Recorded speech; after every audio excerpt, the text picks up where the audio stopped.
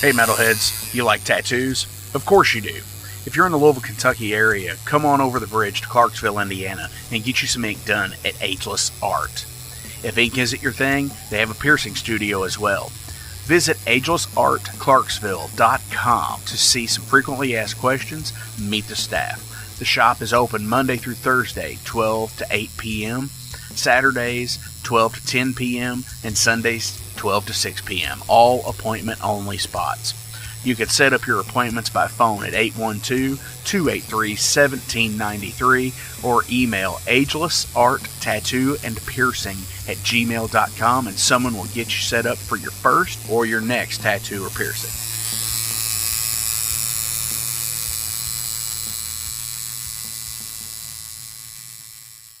Welcome to the night. You think you know Night Demon? Then the Night Demon Heavy Metal Podcast is for you. Step into the darkness as we peel back the curtain to give you an unprecedented, all-access look into the mind and the heart of the demon. We're talking band history, song analysis, studio anecdotes, stories from the road. It's everything a diehard Night Demon fan could want and more. This is the only place to learn the inside scoop, the deep dive trivia, the untold tales from the band members themselves and those closest to the Night Demon story. Need more? The Sacred Night Demon Crypt will be pried open to reveal demo recordings that have never before seen the light of day, all with in-depth commentary by the band and the people who were there for the writing and recording process. This is a gold mine, a treasure trove of all things Night Demon. Head over to nightdemon.net or wherever you listen to podcasts.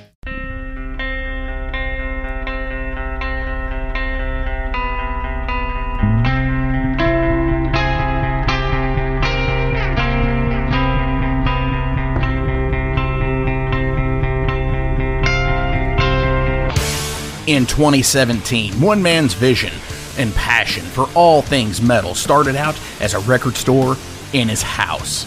Years later, the fight against a mainstream empire continues as Shade Beast. An independent metal collective and online store based in Athens, Georgia, is the world's premier heavy metal brand for music heads that value authenticity over the mainstream acceptance. Featuring original t-shirts from some of the best underground artists, as well as stickers, posters from the Shade Beast Presents concert series. Unique, one-of-a-kind collectibles and small curated selection of vinyl and cassettes from the masters old and new. Visit shadebeast.com and enter promo code SithLord for free domestic shipping on your first order, whether you're a new customer or returning.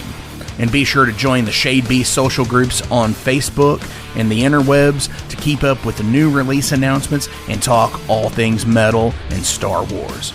You'll never find a more wretched hive of scum and filth.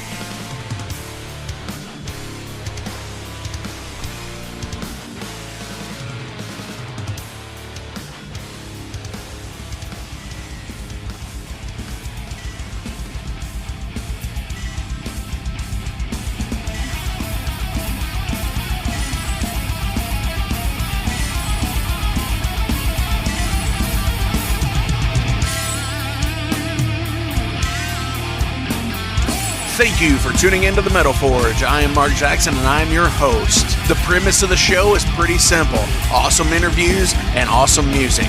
If you want to contact me, hit me up at metalforgeradio@gmail.com or visit the website metalforgeradio.com. And now, let's get this show on the road.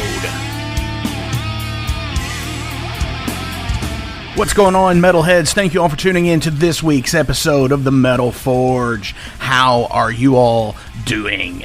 I am going crazy over here. It has been an insane start to the 2023 Metal Forge calendar with the Terrible Texan. And this week, John McEntee from Incantation is here. And we are going to be talking a lot of shop talk, really. You know, I don't think it's any surprise that a lot of these episodes are pre-recorded. You know the interviews are like a week or two in advance.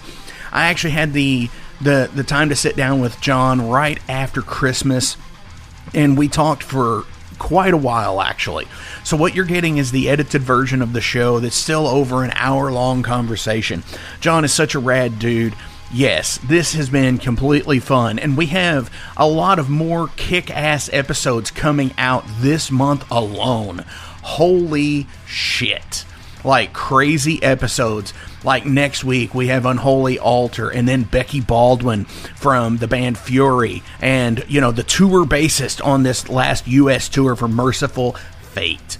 And then we also have some awesome other shows coming up for February. I don't want to let too much out of the bag, but make sure you are paying attention to the Metal Forge website, which is metalforgeradio.com. Make sure you are following us on Instagram, Facebook, TikTok, all of that stuff. Jeez, tongue twister, huh? Make sure it's on Instagram, Facebook, TikTok, YouTube at Metal Forge Radio. And, you know, make sure you're going to the Flamekeeper podcast site. Follow that as well, because the updates are being listed there too. Which brings me to my next order of business. Before we get to Jason Gardner from the Heavy Metal Wasteland, I want to talk about a new sponsor, and you may have heard them at the beginning of the show, Shade Beast, which is totally fucking rad rockwear and so many other cool things. You know, Star Wars, metal, it's all big hand-in-hand stuff. Joe Eldridge, the proprietor of Shade Beast, you know, he started this place out of his house in 2017. He moved to a brick and mortar, but during the pandemic had to go back to, you know, doing stuff out of his house because, hey, nobody could go anywhere, right?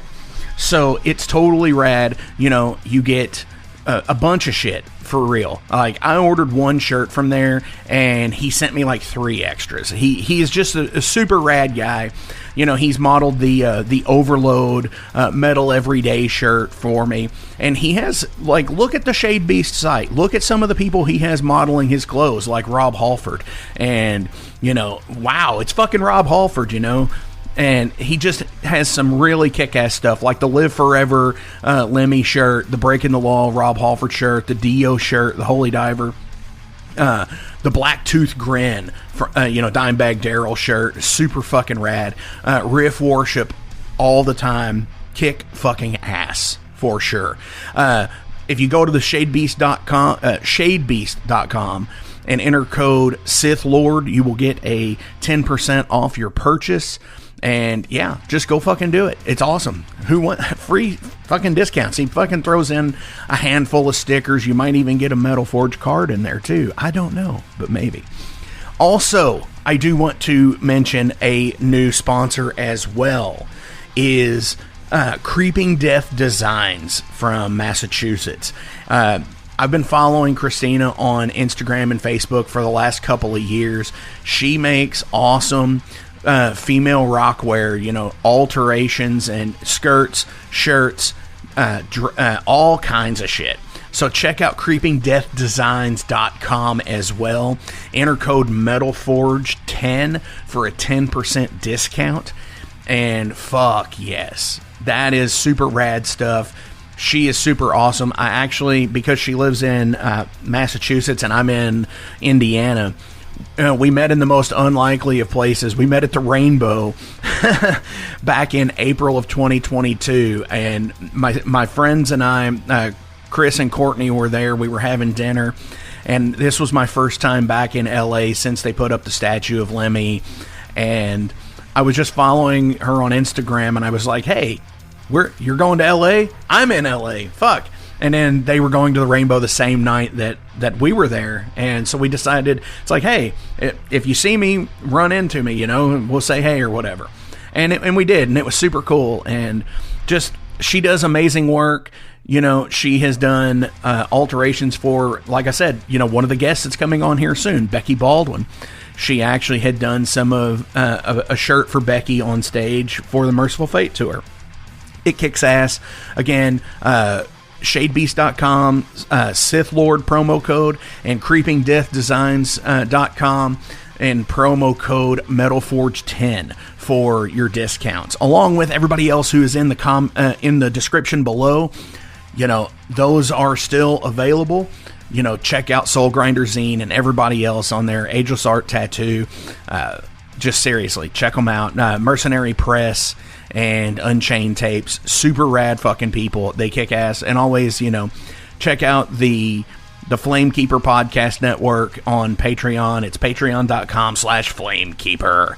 Now, how about we check in with Jason? He is going to be talking about the Dio documentary, Dreamers Never Die. I haven't watched it yet. I want to see what he has to say before I actually pull the trigger.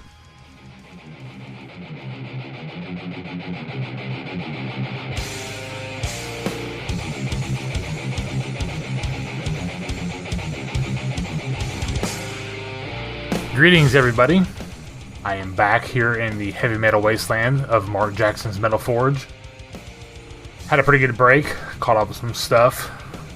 One of those being my topic for today, which is the new Dio documentary, Dreamers Never Die, released back in November of 22 in theaters. Directed by two gentlemen by the name of Demian Fenton and Don Argot, and produced by Wendy Dio. Quick overview, I thought this was a really good documentary. I thought it was produced very well. Had some cool guests talking up Dio.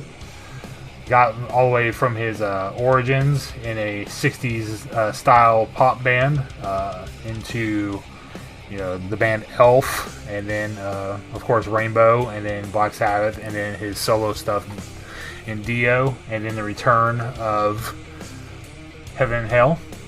So it was pretty all-encompassing all the way up to his last day, which was really sad still. When one of your favorite singers dies and can't give any more, and you're relatively young in life like I was when Dio passed, it kind of sucks knowing that you have to live most of your life without any new output. So that was kind of depressing to be reminded he is no longer here. But, the music he has will live on. And to be honest with you, I'm not too familiar with a lot of his 90s or 2000 albums. So I actually might start digging back into that archive and check some of that stuff out with a renewed interest, so to say. But let's go ahead and get started here on the good and bad. So I thought the really good things about this documentary was it didn't really paint him in a light that was all positive. It was all truthful. I think he was very fan friendly, but from just the history that I know about him and bands he was in, like Rainbow and Black Sabbath, and of course his solo band, he was very ruthless towards other musicians. Almost like he thought he was better than his bandmates at times, which might not be the most popular thing to say, but I think it's really true. You just don't go and mix an album behind Tony Iommi's back and expect everything to be okay. I'm referring to the Live Evil situation where he actually got kicked out of the band because of that.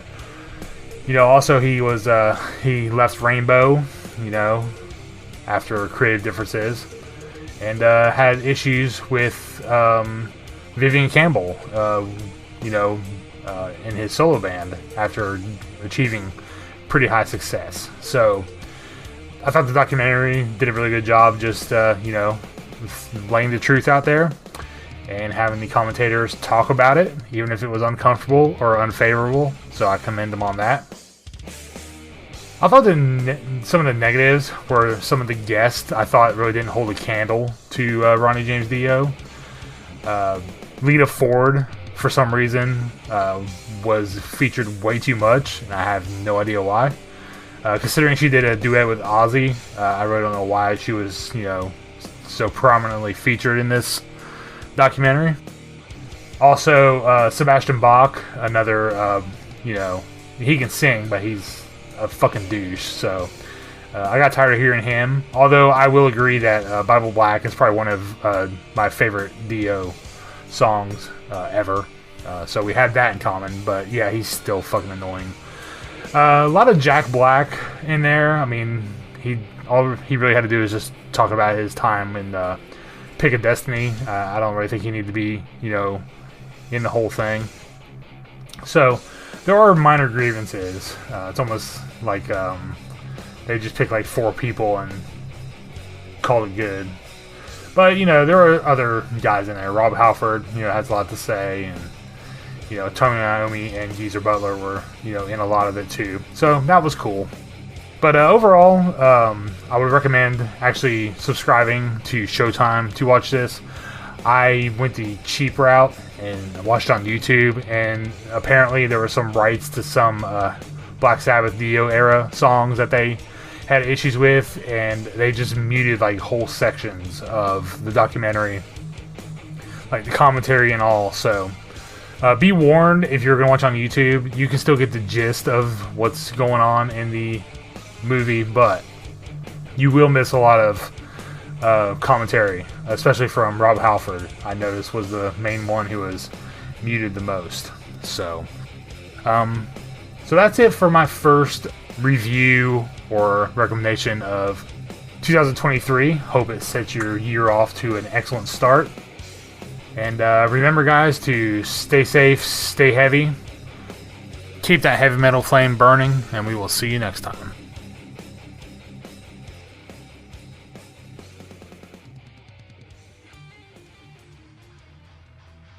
Dude, Jason, you know, I'm one of those guys in metal that's kind of torn on the deal because I am such a fan of like Ozzy, Sabbath and stuff like that, and just the horror stories I've heard about Dio over the years, you know, from other people.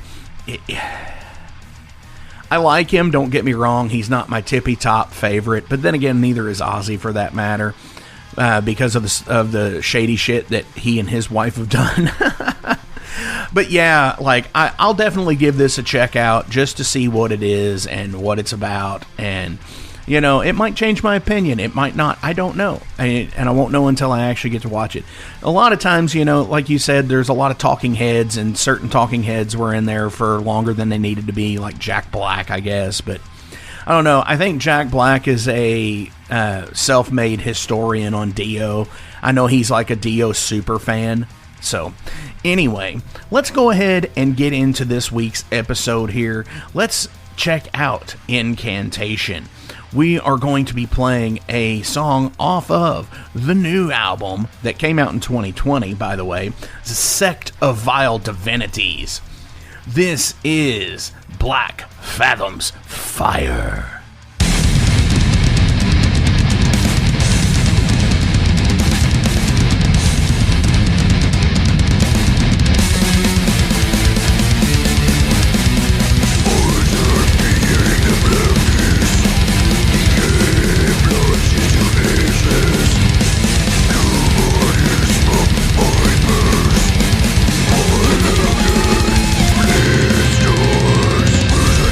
Customer flesh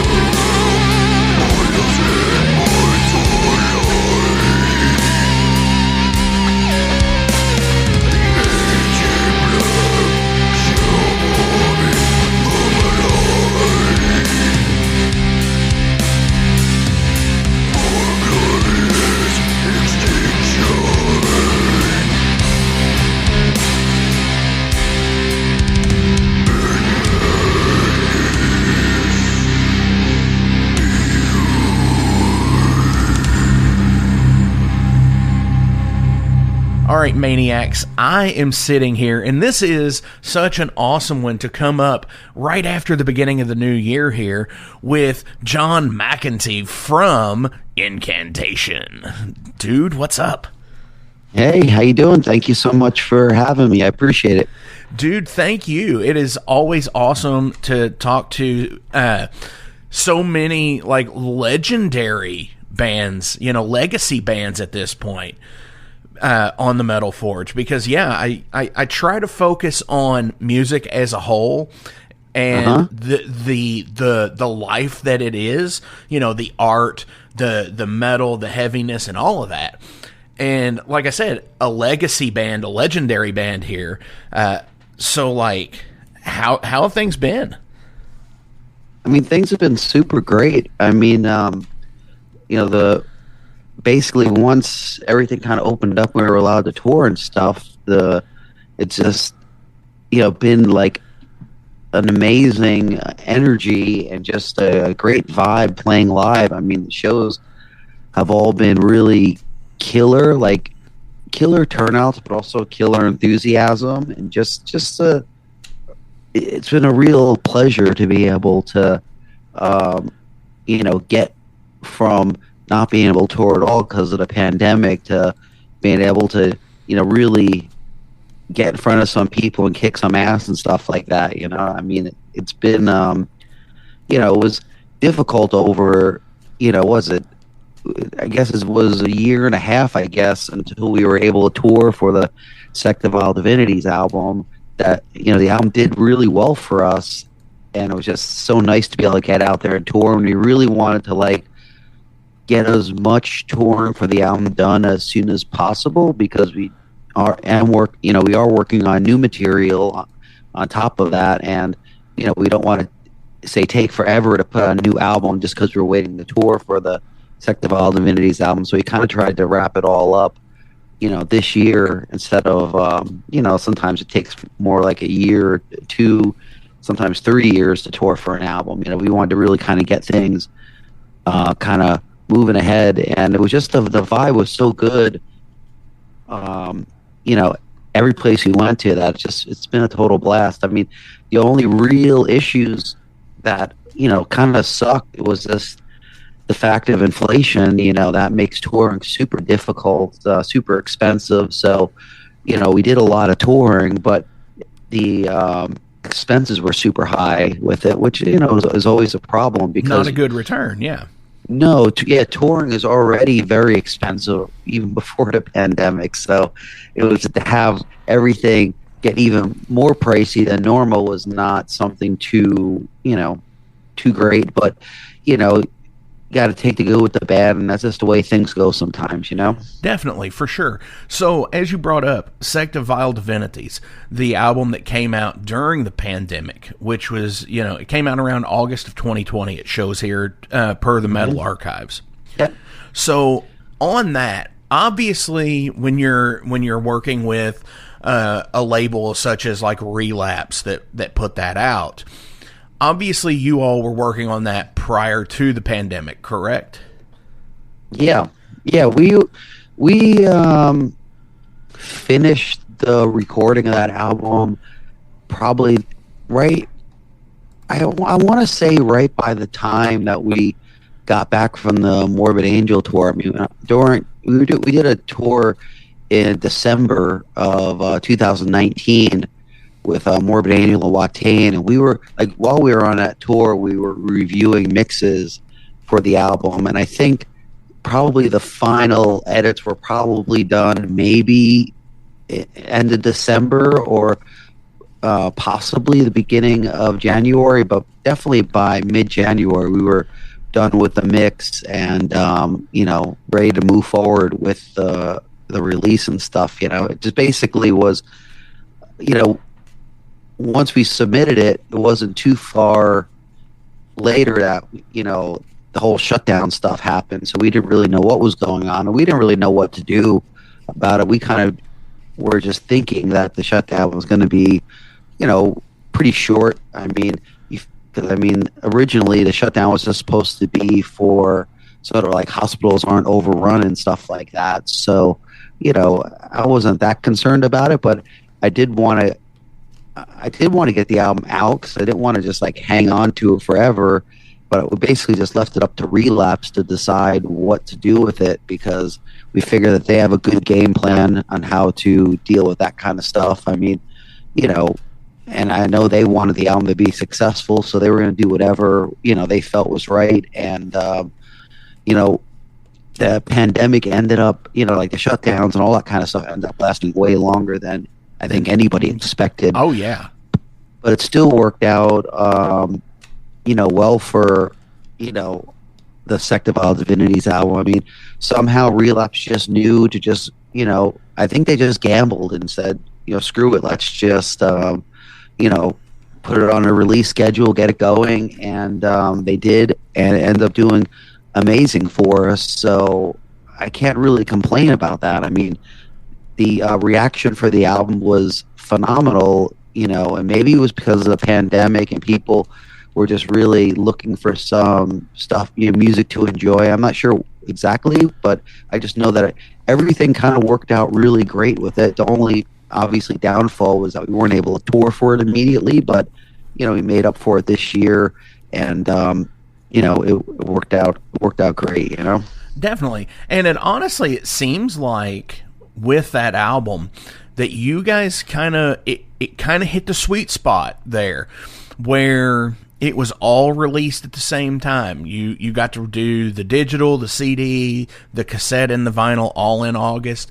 So like there's so many other people out there that, you know, they've been waiting a year and now they're still waiting an extra year on stuff that they wanted to put out in 2021.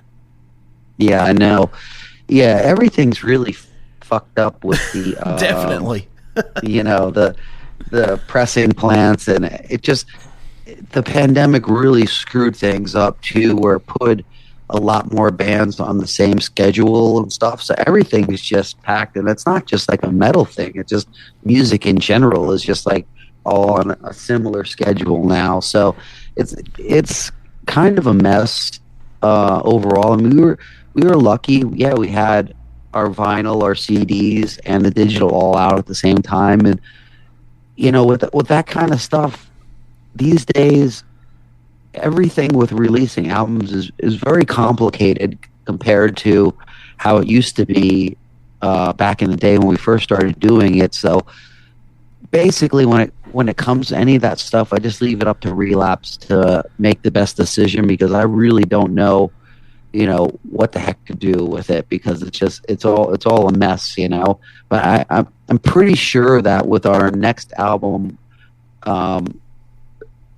we're probably gonna have to like wait extra long for the actual release date of it, just because we probably want to make sure that the CD and the vinyl are both, you know, ready at the same time, because you know, I just think it's really lame when you have to wait like 6 months to 8 months to get the vinyl for something that you bought, you know, what 8 months before or whatever. Oh yeah, so, absolutely. You know, I really hope that Relapse, you know, I'm pretty sure they have it under control pretty good. You know, it's just going to be awkward a little bit because we'll be waiting longer than normal. You know, I mean, last time, you know, for the Sect of Vile Divinities album, I mean, we were definitely ready to release it by the end of, well, we had all the packaging ready, say by January, and we were expecting like a June release or something like that, you know, and it ended up only being delayed, you know, 2 months or whatever. But this time, you know, with our new album, we're going to be pretty much ready with it at the same time around the end of January. And but you know, we'll be lucky if we get it out, I think, by fall or something, with the way, you know, vinyl is and stuff like that. It just delays everything, you know. Oh, absolutely. There's so many people that I've seen in bands, you know, so many friend bands, you know, peer groups to myself that have done that. And it's like, you know, they didn't get to tour either, you know, and now they're already on second and in some instances, you know, third albums. Yeah. Since the pandemic, you know, the people that write like crazy and, you know, do an album a year type thing, and it's like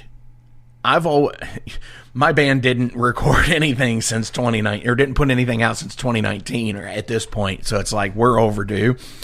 So I'm like, how do you guys do that? And then I think back, it's like, well, I've done that before. So yeah, well, yeah, I mean, with us over the pandemic, I mean, we wrote basically we started writing, say, this next album we're almost finished with. We started writing it. I started flirting with riff ideas for it probably around October, November of 2019, and by the time we were like 2021, I mean, even with the pandemic and stuff, we basically had like the album written. It was just kind of doing the finishing touches or just getting the final tracking done for some of the stuff. And we actually did it in a very easygoing way. We weren't really pushing too hard because we knew we had a lot of time to get stuff done and everything. But including on that, we also worked on like a bunch of other songs. Like we basically have another like 70 minutes probably worth of music that we were working on during the pandemic as well that isn't included on the next album. So it's just, wow, for us, it's just, I think the pandemic gave us a little more time to just concentrate on actually writing songs instead of touring, because we're not touring. We want to write music, it's just kind of a natural thing. And a lot of times when we don't write music, it's only because, at least for myself, is like I purposely try not to. Like I stop. I just say I gotta stop, because otherwise I'll just keep writing music and then we'll never finish anything, For sure. So it's better to, I try to control myself at a certain point, because I do really enjoy writing music and the artistic process of doing it. So, but at the same time, I know that like I actually got to get songs ready, actually ready for a release and stuff. I can't just sit around and just write. I mean, I could, but it's overwhelming at a certain point when you have so much music, and then you write a whole bunch of stuff, and then you got, oh fuck, okay, now we got to track all this. It's like, that's a lot of work, Definitely. So you hit on something there that kind of want to pick your brain about here. Mm-hmm. You mentioned how you all have close to 70 minutes of music that's not even included on the new thing the new project that has not been released yet. Yes. So going back and being like the whole like music nerd that I am and watching videos of, like all the way back into the Beatles and, Metallica and all of these bands that have had cameras on them all the time kind of thing, where they get into the management aspect and the record label aspect of things. Do you all have that thing where you have to, it's like you have to present these songs to the label and they're just like, hey, this is good. This is, it's whatever. This is really good. We think you should do this, this, this, and this.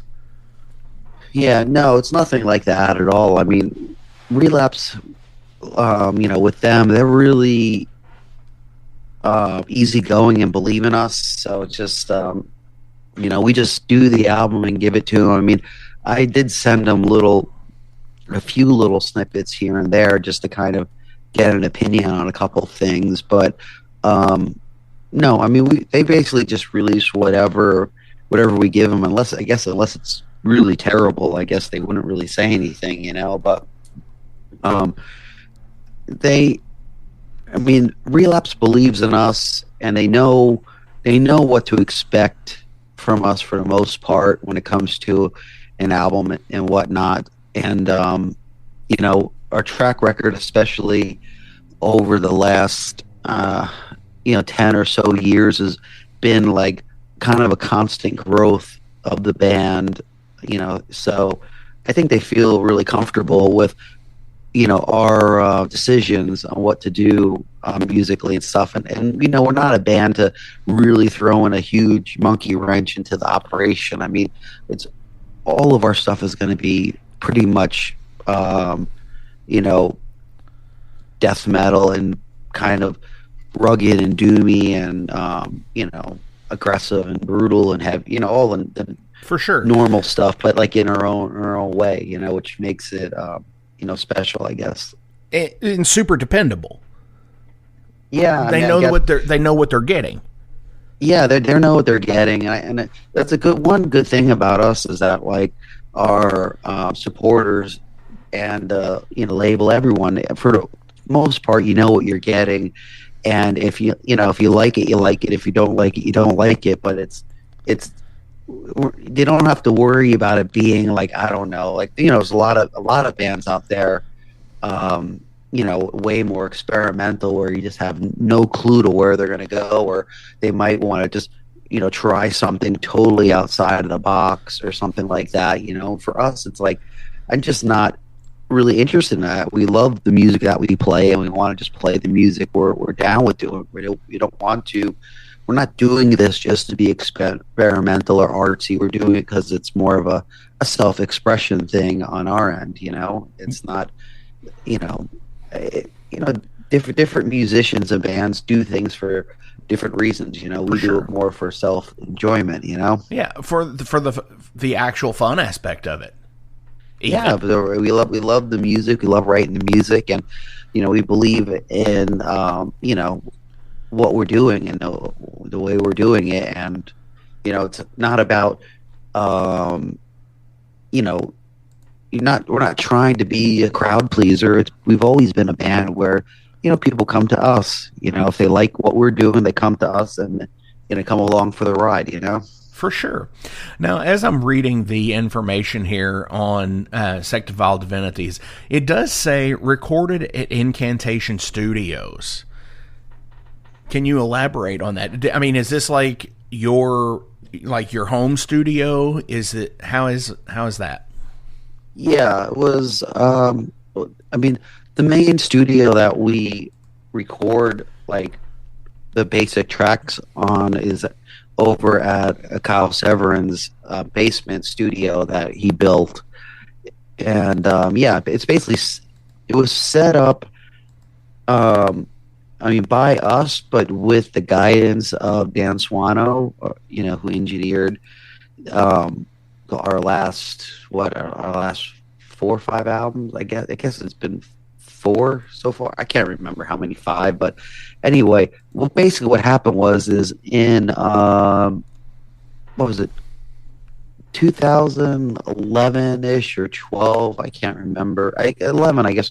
When we were recording the Vanquish and Vengeance album, the studio that we normally go to, which is Mars Recording Compound, they were closing up and just, they're basically closing up. So what we did is when we went to do our next album, which was the Dirges of Elysium, we ended up talking with Dan and said, okay, what's the best way to go about this, and he gave us a list of like microphones and explained to us mic placements and stuff that he needs to get things sounding the right way and everything. We just kind of went with that. With his guidance, we figured, well, he's mixing the album, so he's going to know what he wants.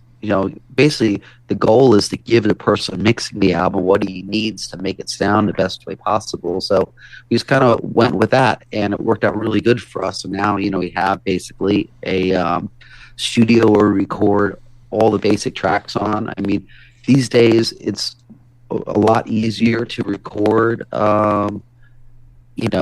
basically every instrument in a, kind of a home studio environment than it was when we first started doing it. It was pretty much almost impossible to do a good album, not in a real studio. But now it's just crazy the amount of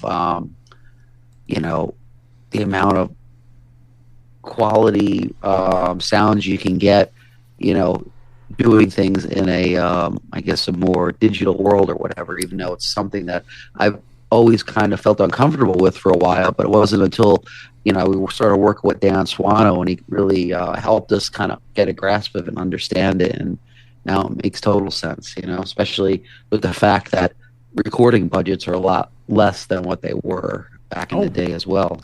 Oh, for sure. And everybody, it's almost like I equate the advancement of technology to, okay, so like back in the 80s and stuff like that, it was always the big deal to get it on vinyl, which then led to CD, and cassette was just always kind of there. And then in the 90s, people, because in the 80s, of course, people would always obviously, excuse me, I can't talk today, with tape trading and such, so it was an easy medium to make copies on, and you had so many people that could do it. And then the CD technology did the same thing in the late 90s. Yep. And now it's all digital and everything. So yeah, it's I don't want to say it's kind of somewhat regressed in quality a little bit with the digital world, but the ease of access of recording, going from like 4-track tape recorders or a boombox, depending on your situation, to everybody can get a 6-channel USB interface and record on their computer at home. Yeah. It's just, with these kind of things, with recording technologies and the way things work in music business in general. Things aren't gonna go backwards. They might. Vinyl's popular now and whatnot, but in general, as far as like recording, it just it's not going to be the same as it was back in the day. We used to have to buy 2-inch reel-to-reels to do our albums, especially in the 90s and even in the early 2000s. Mm-hmm. We were still recording on 2-inch reel-to-reel in the studio and stuff. And it was, it sounded great and it was awesome, but it took, a lot of time and a lot of work. And, it's good for us that we've had those experiences on working that way and getting our what do you want to call, like, your work ethic high, because you have to work really hard to, you have to know the whole album well. Now it's a whole different world with recording digitally. And yeah, MP3 obviously isn't as good of a sound as, say, I don't know, listening to it on vinyl or something like that necessarily. But things are changing where overall things sound pretty damn good almost on anything. Almost any way I listen to it. Like there was definite there were issues that really bothered me in the digital world in the late 90s and early 2000s. Everything was way too quantized and just, it sounded really fake to me. But in the last, say, I don't know, 5 to 10 years, maybe 10 years, it's like really the quality of digital improved a whole hell of a lot. And it's just it's one of those things where I get it. There's bands that, like, especially like new bands, they want to act all retro and say we're going to go and do a record on 2-inch reel-to-reel or whatever. And I think that's more for like the novelty aspect of it, because probably there might be a few bands that want to record on 2-inch reel and use that as like do it in the true way of the 80s and say early 90s. But most of them, even when they do record on 2-inch reel-to-reel, they're just putting it right back into Pro Tools or something, right, and then editing it. So it's almost like a novelty thing, and it's just not sure. It's just not realistic and not cost effective at all for what you're getting, because you're not really, unless you're doing the whole thing analog from beginning to end, you're still in the digital world and stuff, so it's like it's just I get the nostalgia of it, like I said, I was there. But these days it's like we're getting a kick-ass sounding album with way less cost than it was to do an album. It didn't even sound as good in the you know, early 90s and stuff, you know. I mean, it was different though back then too, to be fair, is that nobody knew what the hell we were doing, and engineers were like thinking we're just on crack or something in the studio playing. Now people actually know what we're supposed to sound like, and it helps out a lot. But still, in general, I mean, the quality of you know, the way things are recorded now is just it is superior. And I'm not like somebody who's like, you know, super chuffed on digital everything. It just, the fact of the matter is, it just works great. It's more convenient. Yeah, and it helps out as an artist who likes to be, you know, really thinks about the parts and thinks about stuff. It really helps being able to add stuff in if I have to later on. That I, you know, if once we recorded some of our previous albums, once we record a 2-inch reel, that's just the way it is. And if we decide, say, you know, right before we're done with the album, oh fuck, we should have did something different, you know, or change something, it's way more, it's almost impossible to do it on 2-inch reel. Or you could do that massive editing, but it's a way more of a pain in the ass than right now. It's just, you can just go in and just throw in the extra guitar part, you know. Before, I remember, because some of our albums, when we recorded them, it was just like, fuck, you know, I should have thrown this guitar part in. Actually, matter of fact, on our first album, on Where to Go Goth, there was a part in the song Chris in the Afterbirth where I forgot to do one of the guitar lead tracks when we recorded. I just slipped my mind.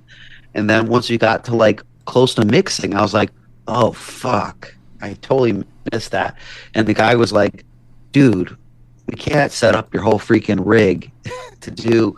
It was like literally 3 notes 2 times. He's like, you know, so he ended up like just throwing in a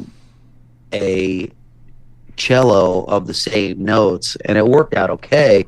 But it was just, you know, now it's like, it would have been simple as fuck to be able to throw in the guitar stuff, you know. And whatever the situation is, you know, so it's like, and I know it sounds cheesy, since we're artists, we can usually make it work one way or another, but it's nice now to be able to kind of really get your whatever ideas you have, especially if they're last minute ideas, you can still get them on the recording without it being a big issue. Like even on the last album, there were a couple things at the last minute we wanted to change up a little bit. It's part of being a musician, is that, you know, after listening to it, you know, 500 times, you're thinking to yourself, crap, I could have did this part a little better, or this could be changed. Now we can actually do it instead of, you know, having to be an issue.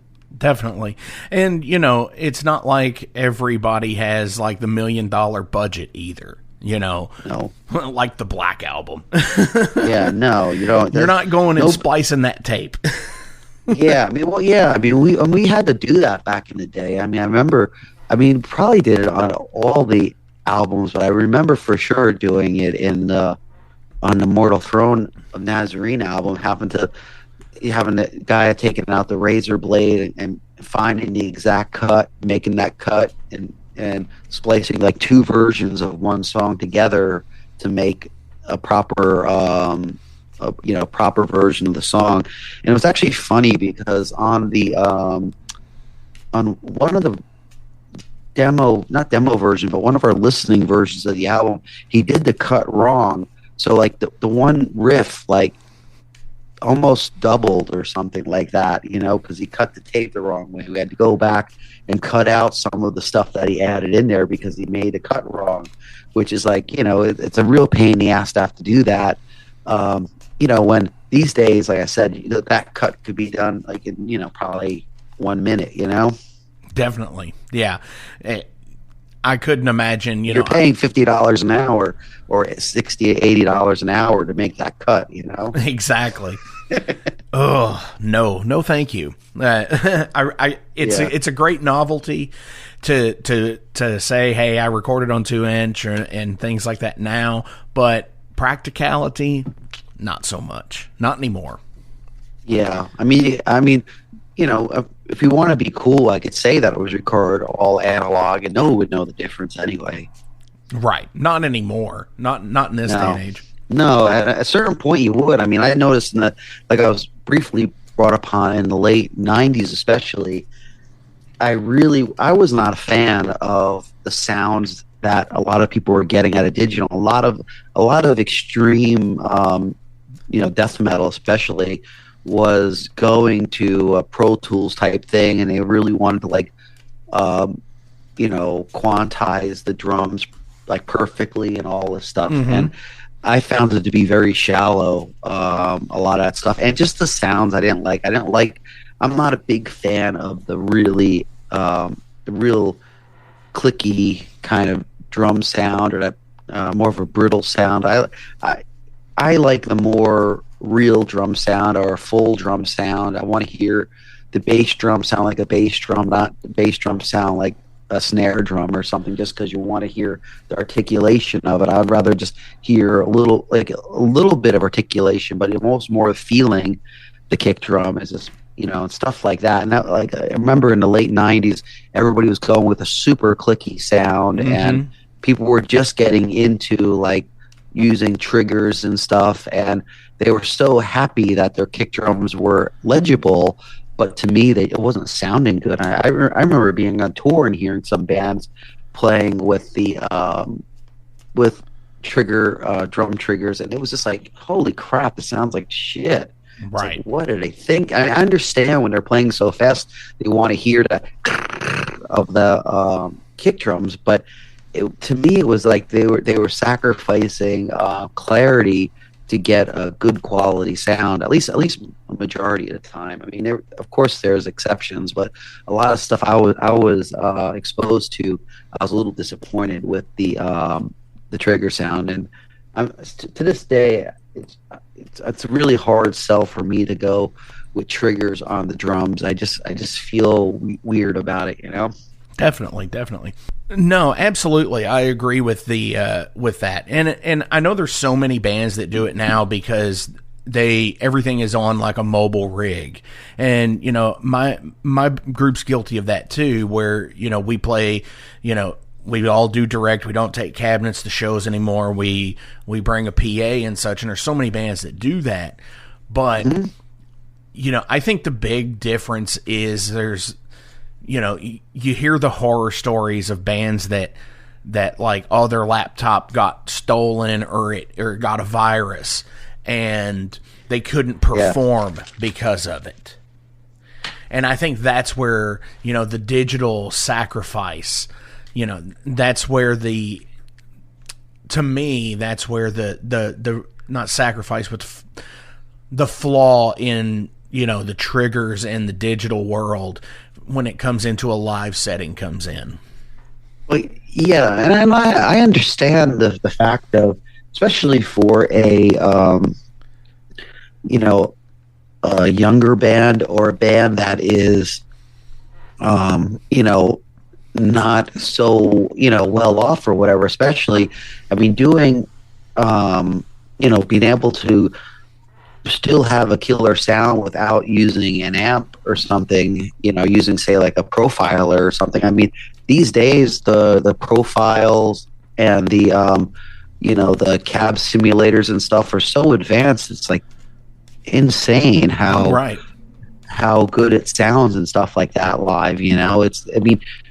I think utilizing technology isn't a bad thing. It just, I think depending on it too much is a bad thing. I mean, it's like you shouldn't have to be paranoid if you don't have, if you're not able to use, say, your profiler, and you have to just use an amp. You still should be able to get like if you have to just jump on someone's amp and play, you still should be able to get on the amp and make it sound good, or you should be able to still play the show if your laptop goes down and you can't play to your DAW or something like that. So, I mean, a lot of bands, do that now, and to me, I think it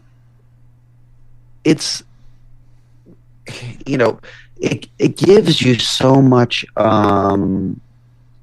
flexibility on doing stuff, to have a DAW playing, and have all your extra backing tracks and stuff like that on there while playing, it makes for a fuller sound that I get, I get it, but it's I think it's a little bit of a slippery slope to be careful on, because I've noticed we'll just say I mostly noticed it over this last year playing with bands, is that I think too many bands are over dependent on playing to their DAW live. And I know bands that will have their set from beginning to end just play on one long DAW the whole time, so there's no adjustment in the set. Everything it's almost like it would be almost like watching a play more than it is watching a performance. And I've heard bands, guitar parts that they probably should be playing themselves, just coming through, the rig and stuff like that on its own and everything. Like those kind of things, I think is a little bit of a slippery slope. I realize that it's a different way of experiencing a show as a, like I said, more of an event play thing instead of watching the raw energy of the band. Right. For us, it's like, I think it's been really good because we play live. We don't play to any click tracks. We just get out there and just go with it. Go with it as, vibing off the fans, vibing off the show. Whatever we feel like as far as tempo wise, we just fucking play to. Whatever, the drummer's doing, we just fucking go with it. It's something that I think is refreshing for people to see live, is to see the organicness of it. It's not like, I get it. If we were a band that had a lot more added instruments, like orchestra type instruments or like keyboards and stuff like that, we didn't have a keyboard player, I could understand where the where playing to the DAW could be beneficial. But we had to make a choice with one of the songs off Sectival Divinity, which was Propitiation. That one has three rhythm guitar tracks and 2 lead guitar tracks going on at the same time on the album, and we had to decide if, when we play that, do we want to play that to a click and have these extra tracks playing live, or figure out a way to emulate that, that album experience live. And we just said, screw it. We're just going to play the song the way we play it live. And, if it goes over well, we'll keep playing it. If it doesn't sound good, then we won't play it, but we felt like it would just be awkward, because we did try to record actually some stuff on the Profane Nexus album, the one before Sect. We did a few songs we did to click tracks on there, and it bothered the fuck out of us because we felt so stiff playing that it just wasn't right for us. We've been playing this style for so long where it just, you want to have that feeling in with it. And live, it's just like, I think the feeling of being able to actually play the stuff live, even if there's fuck ups or flaws or whatever, you're replacing, say, a little bit of the organicness. The production, we're replacing the production with organicness, I would say, is the way it works. And for us, it works out great, But like I said, I've seen bands that, really depend on all that stuff. And good for them. It works for them and stuff like that. But for us, we have so much fun playing live and vibing off each other. It's like we get to enjoy it. It's not just like, I don't know, when you play to a DAW, it almost, in my opinion, it comes across as like strictly business as far as just playing, and everything is just like perfect. There's no like, you know, no personality or reality to the music. It's all just, this is what the song is, and we're just performing exactly the way it is on the album. When it's, to me, it's like, no, the live experience should be something special, something unique, and a raw energy. At least for us, it works that way. I mean, and the bands that I prefer, I would say the ones I prefer the most live are the ones that either, well, I would say to have the least amount of, fake stuff going on, or not, the least amount going on. I mean, there's some bands that, they sound great. They're able to play a click track and it sounds great or whatever. But 9 times out of 10, I'll go for the more, the real raw vibe than I will the, overdone vibe. But, I agree. I look at it like to each their own, and it's music is for everybody to express it the way they feel is the proper way to express it, and for Incantation, we're always going to have a organic vibe to it, because that's just the way it started, and it's just like a meat and potatoes there that needs to be expressed properly, Definitely. No, I 100% get behind you on that. That, it is a to each their own kind of thing. And to be able to express it in your way, in my way, in Metallica's way, throwing it out there, Iron Maiden's way, fucking Death's way. Yeah, that's the way they know how to do it.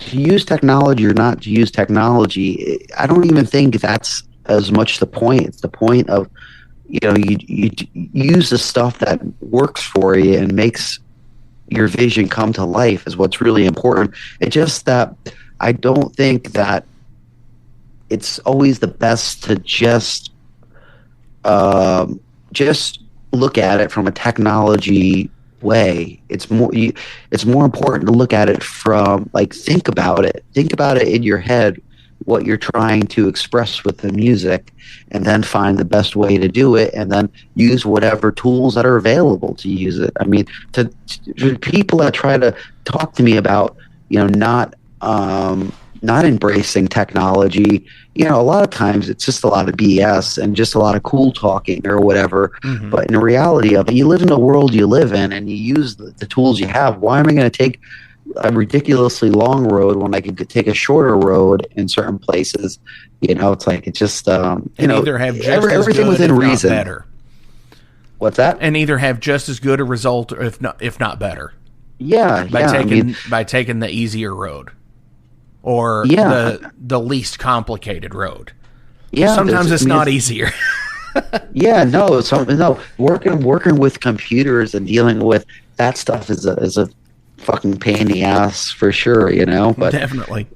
I know when we play live, we always work with the sound guy that we're going to be touring with or playing the show with, and tell him, like, you tell us what's going to make your life easier to do the best sound for us. We're like extremely flexible on as much stuff as possible, because, we've been doing this for a long time. We've learned that it's like, you listen to the people that are, working with the music, to have it be the best it could be. I mean, that's, like I said before, what we did with Dan Swano when we had to get our own studio running. We asked him, what do we do to make this the best for you?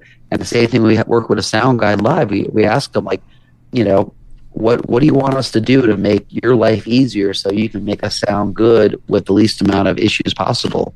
I mean, just, it's a smart thing to do, is to be flexible, but also try, be yourself at the same time. Definitely.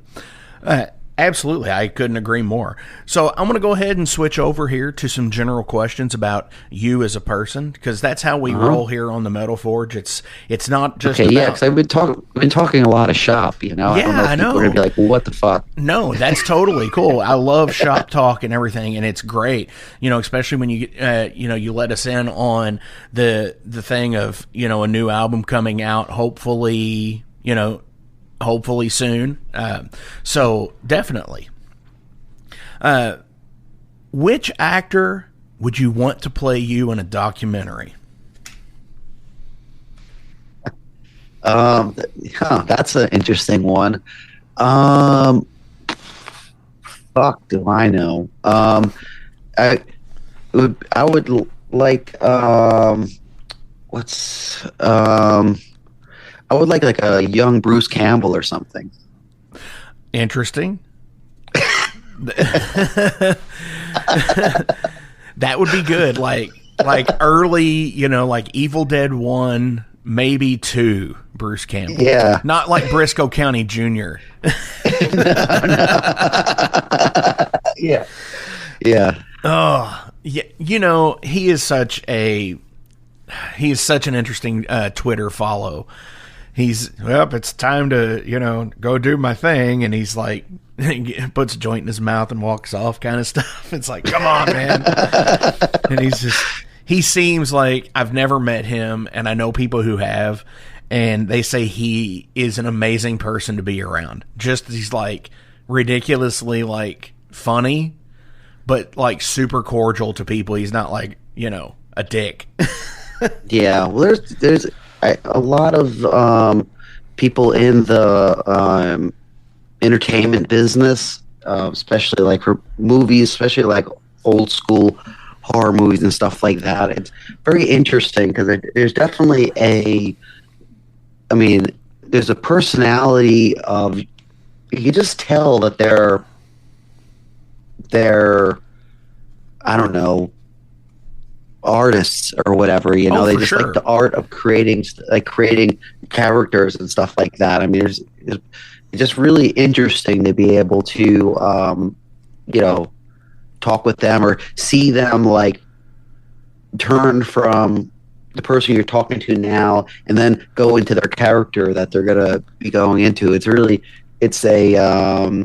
something that is really cool to see as a artist in a different kind, to see somebody move from that. But maybe it's the same thing of someone seeing me like hang out before a show and then during a show kind of thing or something. I don't know. Maybe no, you're absolutely right with that. I think you really hit the nail there. Athena, the metal mistress of the Metal Forge, who does album reviews on Metal Mischief here, she is an independent film actress as well, and awesome. She helped us get Lloyd Kaufman on for our 200th episode. Awesome. And it is totally a thing. He's a zany, crazy guy, but he turns it on immediately. So, and it is just like going from point A to point B in like 0 to 60 in 2.3 seconds. Yes, it's really interesting to witness that. Oh, for sure. If you were the captain of a ship, what would you call it? I don't know. I would. Nothing really comes to mind, but I'll call it the Kenjo. The Kenjo? Yeah. What is that? That's the name of one of my cats. Oh, nice. So you're a cat person too? Well, I'm an animal person. I'm not. Okay. I love cats, but I'm also a dog person and whatever other animal. Pretty much, just a fan of animals in general. Probably more than people. I 100% agree with that. Definitely, my usually a couple of times a year you can hear my cats on the show. They like to sit at the door and scream at me through the door. And, you go back to the archives, you can totally hear them. That's awesome. If you were given $1,000 to spend on your closest friend, what would you get them? Fuck. That's an interesting question. And I'm going to throw a wrench in the plan here. Okay. Because most people's closest friend is their spouse. I'm gonna disqualify any spouses. So that's what I kind of figured that, because that's too. It's too easy. It's like, oh, what am I gonna give my wife for $1,000 or my husband for $1,000? No, closest friend.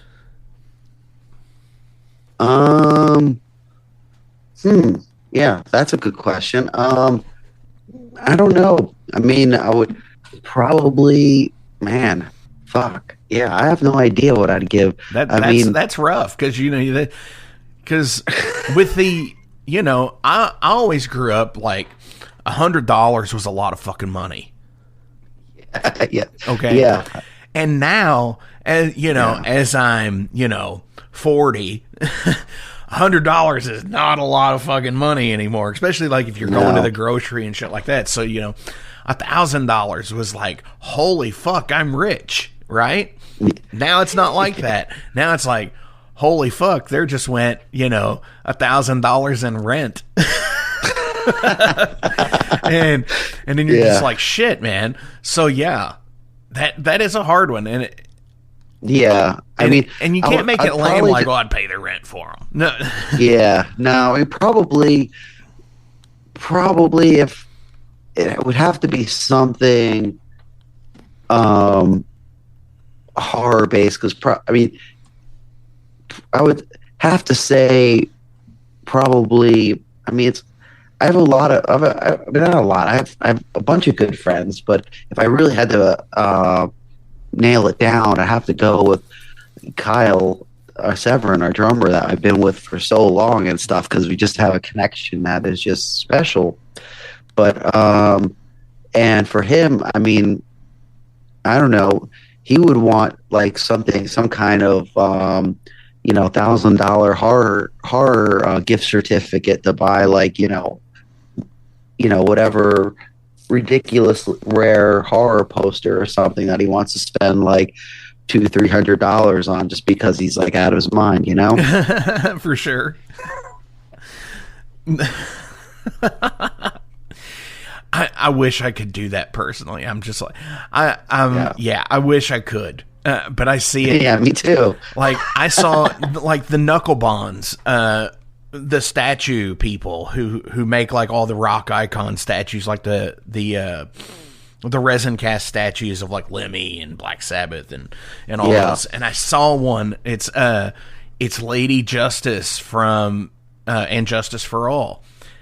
And it's like a 12-inch fucking resin statue, and I'm like, man, I really want to get that. It's $150 though. It's like I can't justify that. It's like, I totally could. Just drop it and just not think twice about it. But then it's just like, it's just gonna sit on the shelf with Rorschach and Carnage and Joker and Harley and I know. I get it totally. So you mentioned the horror. You mentioned a young Bruce Campbell playing you. I'm going to throw this one out here. Do you have like that end all be all horror movie that you can just turn on and it's like it centers you, like you can watch it a million times and just keep coming back? What is it? And it's a tough call, because that's another situation where there's a lot of horror movies that I really, really enjoy. But probably one of my all-time favorite, horror movies ever that I could always watch is like the original Texas Chainsaw Massacre. That one, or even the second one, I think, is ones I could watch, or like especially first and second Evil Dead movies are just so classic. But there's like, man, there's so many great horror movies from, especially for me from the 70s and 80s is my sweet spot with horror movies. There's so many great ones, but if I had to pick one, I'd have to pick the Texas Chainsaw Massacre. Just because that one has stuck with me pretty much forever. But yeah, the list is long for sure. Ones I really enjoy. I mean, I really like Chopping Mall is a great one. And there's just so many classics that I could just watch and just it's very enjoyable. I was really hoping you were going to say something like that, but as soon as I asked the question, I was seriously like, he's going to say like fucking Cannibal Holocaust or something. Or some crazy fucked up film. I'm like, oh shit. Yeah. Well, I mean, the thing is that I really like the, say, like on Evil Dead 2, where it's like a mixture between just like comedy and ridiculous horror. Like that's really where I enjoy it a lot, because I just have a very satirical, but like it's satirical humor sometimes, and I just really like that ridiculousness of say horror comedy and stuff like that. I actually prefer that over like a horror drama or something like that. I mean, I don't but the thing with Texas Chainsaw Massacre is that it's so, I mean, besides the fact that I had we had our wedding was based on the Texas Chainsaw Massacre, I just like the movie. It was just one that hit me so much as a kid, and I just love the dynamic of the characters in that. I think that the inbred psychotic family, hillbilly family, just was done so well in that it's just always enjoyable to just hear them just in their Looney Tune world, just doing what they're doing. Think they're just doing the right thing by killing these people and chopping them up, and the fact that Leatherface is like, almost, it's just a simpleton, just trying to make the family happy the whole time, and just fucking up more and more. It's just super enjoyable, that dynamic. It's like a page out of real life. No, I'm kidding. It's like down the street from you, right? Right. Was there something you repeatedly asked for as a child, but were always told no?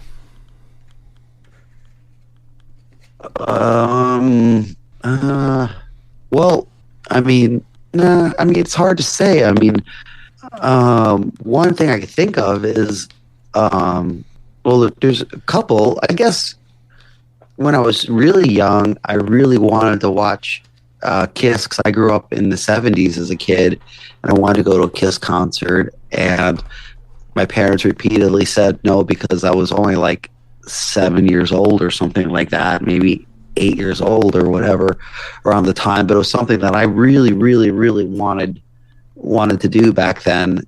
If it was anything else, I would say I asked for a guitar for like ever. My parents didn't want to get, I wanted an electric guitar. My parents bought me an acoustic guitar when I was about, say, maybe 9 years old or something, and I had no interest in it, because I wanted to be electric and be a distorted guitar, so they refused to buy me electric guitars, so I had to basically get a paper route and just pay for it myself, because they were looking at it like, well, we bought you a guitar and you never play it. And I tried to explain to them I want an electric guitar, but like, we're not going to spend that money on an electric guitar for you sit around the house and not do anything. So maybe a guitar, either Kiss concert or guitar. Right on. So that was the whole thing of like, they got that one for you, and it's like, learn how to play this, and then you'll get an actual, an electric. Then we could move on from that point, Yep. But it was, as a kid, I didn't know nothing about music. I never really took lessons until I was way older, or at least a late teenager or something, or a teenager, we'll say. But it was the acoustic guitar I just had no interest in, because it didn't make the sounds that I was interested in, so it was kind of like, I got this guitar, but it's nothing that I liked related to the sounds that I was getting from it. So Right. it actually wasn't until I bought my first guitar and I bought like a rat distortion pedal and a little cheesy little PV, a practice amp, that once I heard that distortion I was able to get with the guitar was when, like, okay, now this is my, starting point, real starting point. The other guitar was like, I was just like, last thing I wanted to play as a kid, especially, was like, I don't know, folk or acoustic music. I was like, that's freaking lame as fuck. I want to hear some rocking guitars. Oh, for sure. I was the same way. I mean, not with the paper route and stuff like that, but when I found a great deal from a friend on one, and my parents got me guitar lessons, and and I'm a bass player. I always really wanted to be a bass player, but they were like, you play guitar. If you could play a guitar, you could play bass, kind of thing. Which isn't always true. Well, on a side note is that I actually wanted to play bass too, because growing up as a Kiss fan, I was a big Gene Simmons fan as a child, and I wanted to play bass, but I didn't know like what the difference was between a guitar and a bass as far as like what role they played at that time, because I just was a novice to music, understanding like theory and stuff. But the reason why I went to guitar wasn't because the reason why I went to guitar wasn't because I wanted to play guitars, because I didn't know any bass teachers, and I thought I needed to learn how to play. I thought I needed to find a bass teacher to teach me bass, which I probably did, but I just didn't find any. But guitar teachers were like super easy to find, so I figured, well, I'll play the instrument that I could find someone to teach me how to do, because I knew nothing about like music. Like, I didn't take like other instruments as a kid, or like I didn't take piano or violin. I wasn't interested in any of that stuff. The only instrument I think I played before a guitar might have been like the recorder that you were like mandatory supposed to play at that time in school. Like in third grade or some shit. Yeah, that was like my history of music. Same. At that point, so I didn't know nothing about nothing. Definitely. John, I have one more question, but before we do, as always, links are listed below, so please give a like, a share, and a follow, and go buy merch, go buy albums, go see shows, fucking go support in any and every single way you can out there. Do you have any shout outs you want to throw out at anybody today?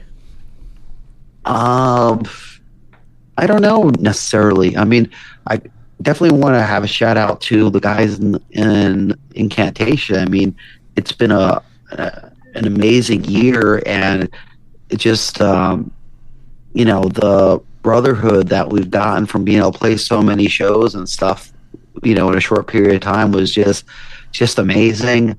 Besides that, if you can, just look out. We're doing a horror and metal event here in Greensboro. It's going to be the second edition of it, and we're doing it here in Greensboro. We're just starting off doing the fest. It's still at a small level, but we're trying to do some really cool stuff by having horror guests and metal bands playing and stuff. So hell yeah. If you can, we call it the Carolina Chainsaw Massacre Fest. We do basically, was based around our wedding, because I had what was it, in 2021, I got married at the Texas Chainsaw Massacre gas station in Texas.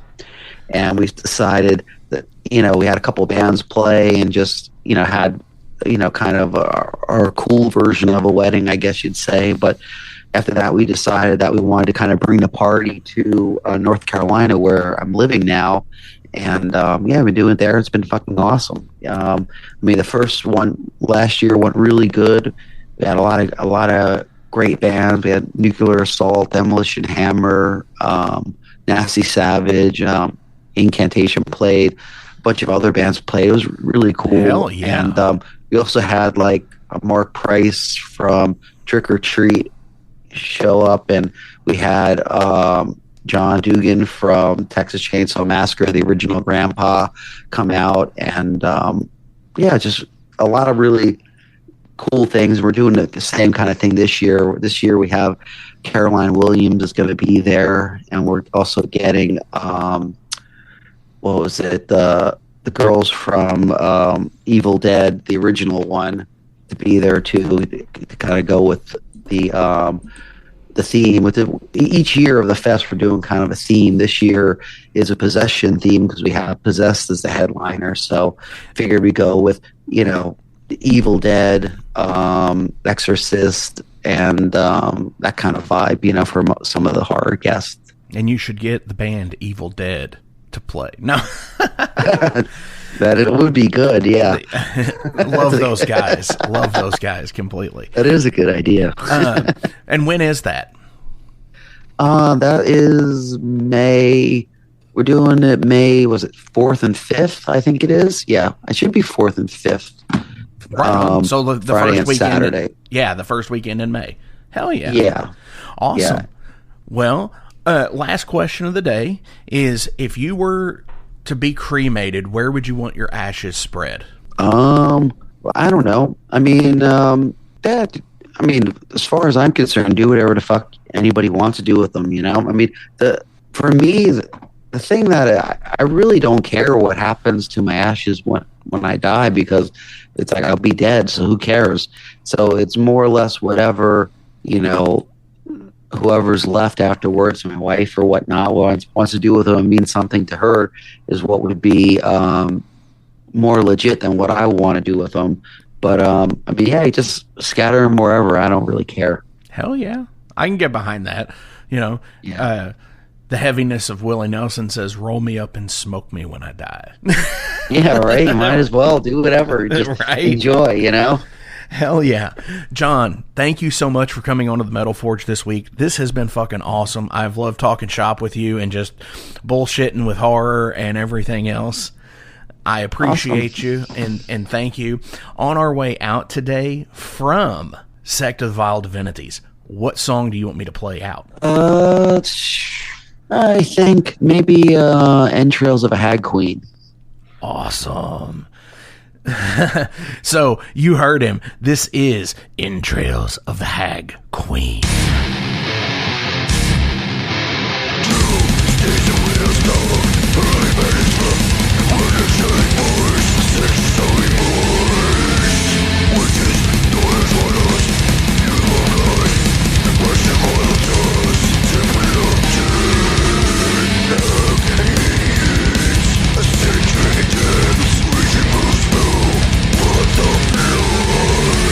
Trails of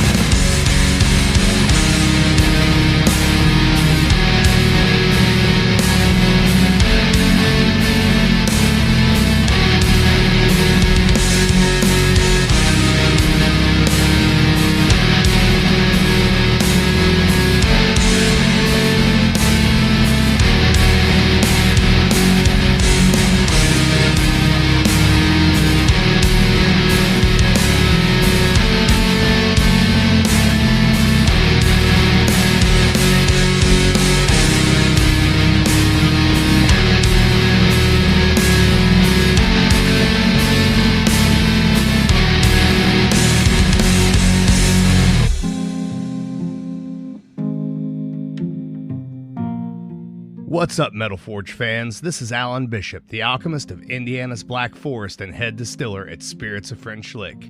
Do you find yourself drawn to the unexplained, fascinated by the Fortean, or enchanted by the paranormal?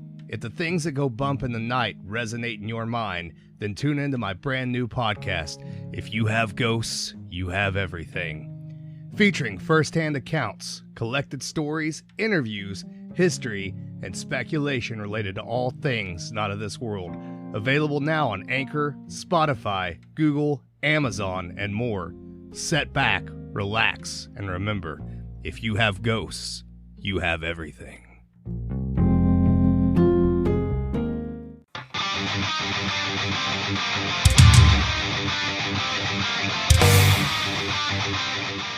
Hey, let me tell you guys about Mercenary Press. They're an independent London label and distributor of all things metal. Mercenary Press delivers the goods from their own independent zine. Trust me, you're going to want to get in on that. To distributing various bands from all over the world, including Cramp from Spain and Sadistic Force from Texas. Visit mercenarypress.bigcartel.com to find out what all they have in stock and what you can order. And for Metal Forge listeners, enter code METALFORGE10 to receive a discount on your total purchase at mercenarypress.bigcartel.com. Check it out now.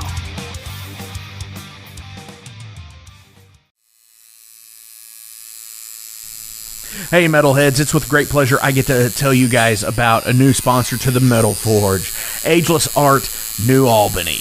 After 20 years of owning and operating Ageless Art in Clarksville, Indiana, Phil Garrett had a vision for a new type of tattoo studio. Something that is clean and modern, sleek, refined, inviting. And he's done just that with Ageless Art in New Albany. You can find it at 2736 Charlestown Road, New Albany, Indiana, 47150. Business hours are Monday through Saturday, 11 a.m. to 7 p.m. Sundays are 12 to 6. All sessions are appointment only, so give them a call and go get you some new ink. Or if it's your first time, go get your first one, baby.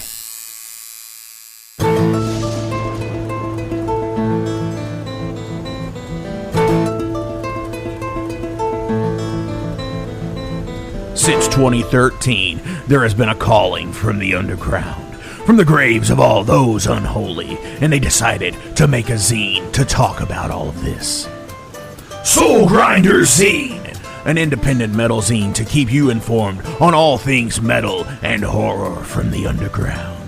Available in both print and digital formats, they're bringing you the best interviews and reviews out there today. Not only do they do the zine, but they also do compilation CDs. Check them out at facebook.com/soulgrinder.zine and start your subscription now.